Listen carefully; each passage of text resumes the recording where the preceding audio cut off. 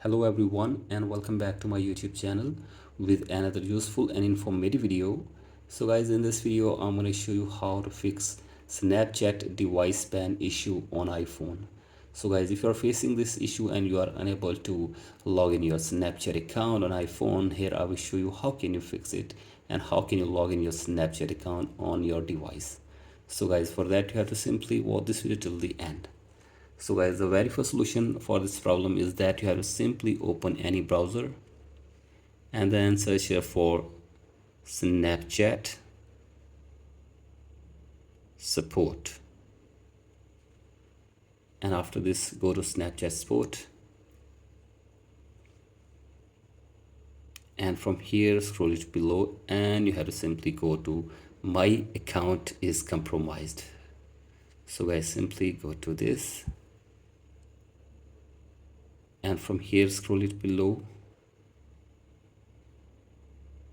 and in this box you have to simply give here your username of Snapchat and then give here your email address which is associated with your Snapchat account, and after this scroll it below, and in this box you have to simply explain your problem in a brief way, and after this you have to simply submit this appeal to the Snapchat team.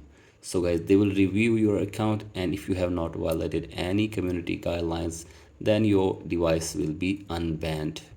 So guys, this is the first way, and the second way is that you have to simply use any VPN on your device to fix this issue. So guys, for that go to settings and then go to VPN. For that you have to go to general and then scroll it below and go to VPN and device management and connect your device with a VPN and check if the problem is fixed or not.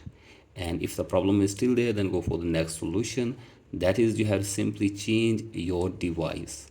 So guys, simply change your device and check if the problem is fixed or not, and if the problem is still there, then go for the next solution, that is you have to simply change your internet connection.